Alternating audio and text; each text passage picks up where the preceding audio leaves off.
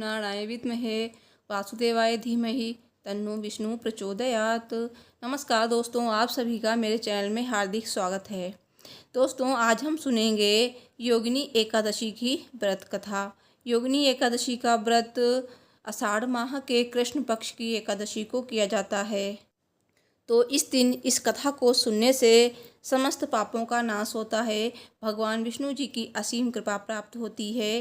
तो कथा सुनने से पहले आप सभी से रिक्वेस्ट है, प्लीज़ इस वीडियो को लाइक कीजिएगा, चैनल को भी सब्सक्राइब कर लीजिएगा। कमेंट बॉक्स में जय श्री हरि विष्णु जी अवश्य लिखिएगा।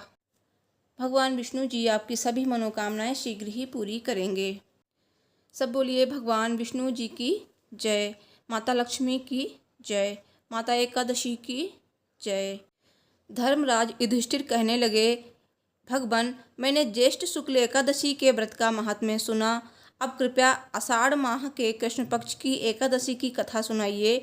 इसका क्या नाम है, महात्म्य क्या है, ये भी बताइए। श्री कृष्ण भगवान कहने लगे, हे राजन, आषाढ़ कृष्ण एकादशी का नाम योगिनी एकादशी है। इसके व्रत से समस्त पाप नष्ट हो जाते हैं। इस लोक में भोग और परलोक में मुक्त देने वाली एकादशी है। यह तीनों लोकों में प्रसिद्ध है। मैं तुमसे पुराणों में वर्णन की हुई कथा कहता हूँ, तुम ध्यानपूर्वक सुनो। स्वर्गधाम की अलकापुरी नामक नगरी में कुबेर नाम का एक राजा रहता था। वो शिव भक्त था और प्रतिदिन शिव जी की पूजा करता था। हेम नाम का एक माली पूजन के लिए उसके यहाँ फूल लाया करता था।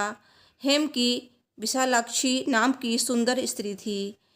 एक दिन वह मानसरोवर से पुष्प तो ले आया, लेकिन कामासक्त होने के कारण वो अपनी स्त्री से हास्य विनोद तथा रमण करने लगा। इधर राजा उसकी दोपहर तक राह देखता रहा। अंत में राजा कुबेर ने सेवकों को आज्ञा दी कि तुम लोग जाकर माली के न आने का कारण पता करो, क्योंकि वह अभी तक पुष्प लेकर नहीं आया। सेवकों ने कहा कि महाराज, वो पापी अतिकामी है, अपनी स्त्री के साथ हास्य विनोद और रमण कर रहा होगा। यह सुनकर कुबेर ने क्रोधित होकर उसे बुलाया। हेममाली राजा के भय से कांपता हुआ उपस्थित हुआ। राजा कुबेर ने क्रोध में आकर कहा, अरे पापी नीच कामी, तूने मेरे परम पूजनीय ईश्वरों के ईश्वर श्री शिव जी महाराज का अनादर किया है। इसलिए मैं तुझे शाप देता हूँ कि तू स्त्री का वियोग सहेगा और मृत्युलोक में जाकर कोढ़ी होगा। कुबेर के शाप से हेममाली का स्वर्ग से पतन हो गया और वो उसी क्षण पृथ्वी पर गिर गया। भूतल पर आते ही उसके शरीर में श्वेत कोढ़ हो गया। उसकी स्त्री भी उसी समय अंतर्ध्यान हो गई। मृत्युलोक में आकर माली ने महान दुख भोगे। भयानक जंगलों में जाकर बिना अन्न जल के भटकता रहा। रात्रि को निद्रा भी नहीं आती थी, परंतु शिव जी की पूजा के प्रभाव से उसको पिछले जन्म की स्मृति का ज्ञान अवश्य रहा। घूमते घूमते एक दिन वो मार्कंडेय ऋषि के आश्रम में पहुंच गया, जो ब्रह्मा से भी अधिक वृद्ध थे और जिनका आश्रम ब्रह्मा की सभा के समान लगता था। हेममाली वहां जाकर उनके पैरों में पड़ गया। उसे देखकर मार्कंडेय ऋषि बोले, तुमने ऐसा कौन सा पाप किया है जिसके प्रभाव से ये हालत हो गई। हेममाली ने सारा वृत्तांत कह सुनाया। यह सुनकर ऋषि बोले, निश्चित ही तूने मेरे सम्मुख सत्य वचन कहे हैं, इसलिए तेरे उद्धार के लिए मैं एक व्रत बताता हूँ।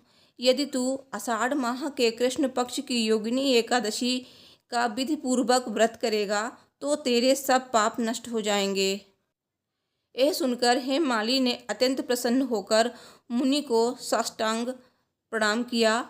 मुनि ने उसे स्नेह से उठाया। हेममाली ने मुनि के कथनानुसार विधिपूर्वक योगिनी एकादशी का व्रत किया।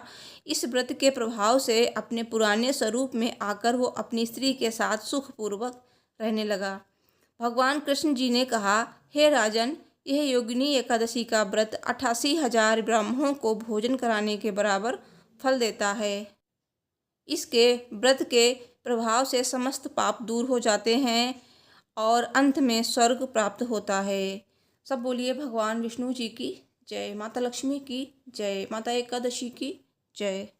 दोस्तों, योगिनी एकादशी का व्रत 2024 में 2 जुलाई को किया गया है और पारण 3 जुलाई को किया जाएगा।